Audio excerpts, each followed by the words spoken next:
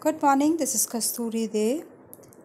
Today I'm going to discuss the meat and egg yielding animals, okay, in the chapter Food Production and Management according to ICSE syllabus class 8.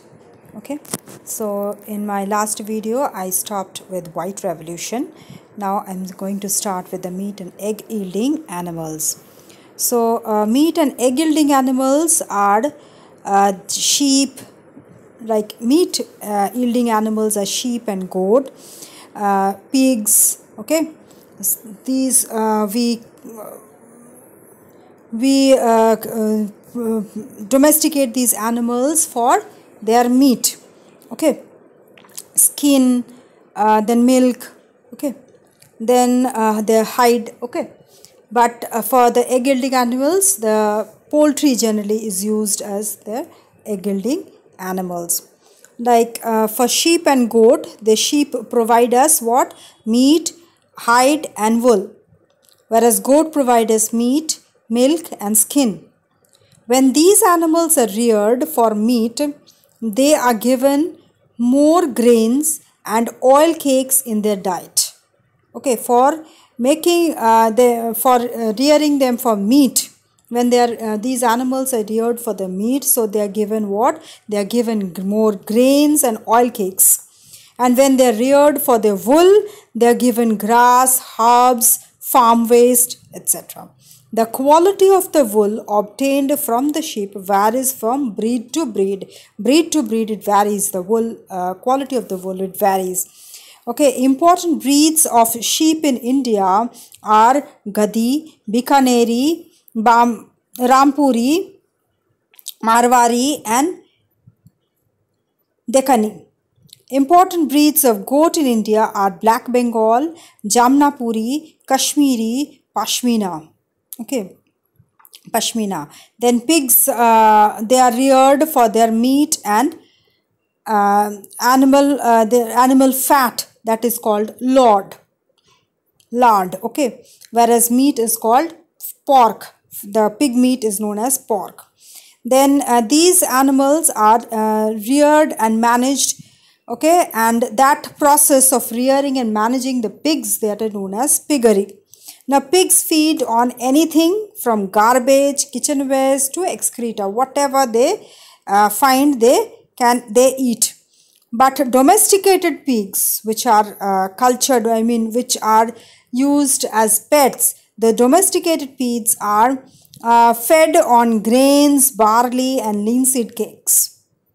Now they get easily infected with tapeworm cyst through human feces and contaminated fodder, because they eat anything, no excreta, whatever kitchen waste, garbages, and it's anything what they feed like. And by this habit of having anything, they generally get infected with tapeworm cysts. Okay. So humans who consume this infected pork get also infected. So uncooked pork can be dangerous. So example of indigenous breeds of pig are Desi and Ghori, whereas exotic breeds of pig are Berkshire and White Yorkshire. Okay. Then we come to poultry farming. I told you poultry gives us egg and meat also. Chicken, that is the poultry includes hen, duck, turkey, geese, fowls, etc. They are reared for their eggs and their meat. So practice of keeping and breeding birds for eggs and meat is known as poultry farming. So poultry farming is rearing the poultry, rearing these type of birds and breeding them for eggs and meat. So this is known as poultry farming. Now breeds of hens are indigenous breed, exotic breeds and improved crossbreeds. So indigenous breeds include they provide good quality meat but lay small sized and less number of eggs. Okay, egg quality is small and less numbered. So but meat is quality is good. These are Asil, Basera, Brahma and Giriraja. And exotic breeds, they produce more amount of eggs, and the size of the eggs are bigger than those of the indigenous breeds. And they include, example are White Leghorn, Rhode Island Red, and Plymouth Rock. Now, improved egg cross breeds, they grow fast and have high quality egg laying capacity. Their egg laying capacity is much high quality, much more higher quality. Okay, and they grow also fast. So example of this type of breeds are B77, ILS 82, and HH 260. Okay, so poultry feed, what they feed on, they feed consist of mashed cereals, bajra, wheat, jowar, ragi, and groundnut cakes, and production of egg depends on the feed given to the birds. What quality of feed they are given, the poultry is given, that type of eggs will be produced. Next we come to the disease of the poultry. They suffer from diseases caused by microorganisms, that is virus, bacteria, fungus, and they need to be kept in clean and airy environment, airy shelters, and so that they can avoid these diseases. The shelter should be cleaned regularly. They should be given nutritious food so that their immunity develops, and vaccination should also be given at regular intervals.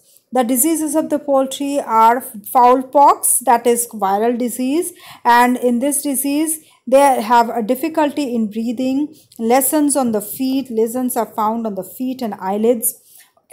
Excuse me. Then second type of disease is fowl cholera. This is a bacterial disease. Here the symptoms are fever, swollen wattle, loss of appetite, coughing, and swelling joints. Then aspergillosis is a fungal disease. Here there are patches on the skin found on the poultry. Next we come to fiber yielding animals. These fiber yielding animals, these are the hair of the sheep, and some varieties of the goats are used. Hair of the sheep and goat, they are used for yielding fiber. The hairs are used for making wool, which is used to make woolen garments, blankets, carpets, etc. Now, important breeds of the group goats and sheep are example goat breeds are Jalawadi, Gohilwadi, Kathiawadi, Kot, Chigu. Then sheep, Lohi, Gadi, Bikaneri, Bakharwal, then Patanwadi, Punchi, Karana. These all are sheep breeds which yields fiber. Now we come to draught or working animals. These include bullock, buffaloes, camels, and horses, which are used for agricultural purposes in the fields. Also, these animals are used in transportation of essential commodities. Then mules are you also use, they are used in carrying load in the hilly areas. These all are draught animals. Okay. Next we come to pisciculture. Now, pisciculture is the rearing and breeding and management of the fishes on a large scale basis by a proper utilization of a small or a large water body. That is known as pisciculture. So, by utilizing a small or a large water body, and in that water body a large scale of fish are used. They are reared, breeded, and managed. So in this way, this is known as the pisciculture.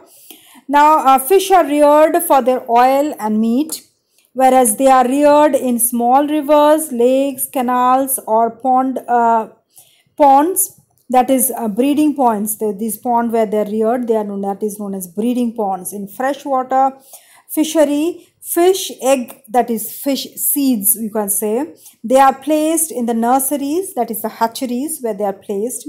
Then the young ones which hatch from the eggs, the young ones are nursed and fed up. Finally they are harvested. Now example of freshwater fish are katla, rohu, singara, malli. Then fish are also captured from the sea using fish boats. Now example of marine fish are pomfret, salmon, sardine, tuna and Bombay duck. Now another type of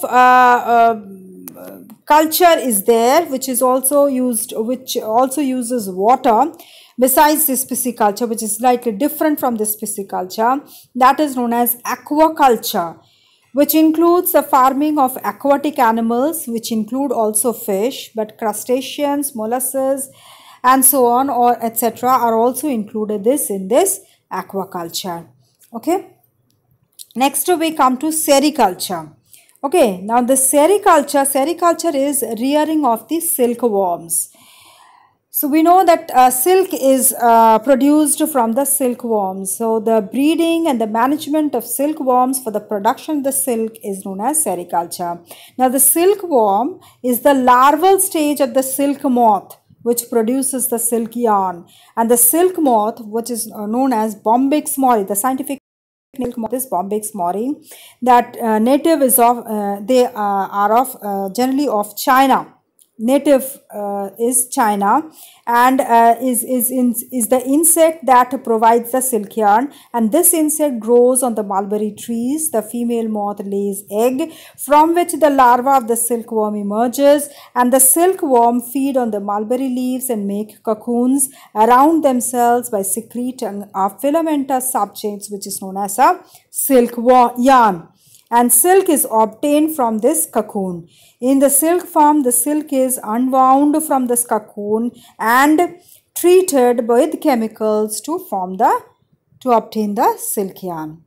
So I'll stop here. I'll continue with the rest of the remaining of the chapter in my next video. So go through this. If you have any doubt, please do write in the comment box, and press the like button if you like the video, and share with your friends and colleagues so that they can also be benefited from this video. In my next video, I'll start with apiculture. So please write it down. What is the apiculture? What do you understand by apiculture? Okay, I'll discuss in my next video.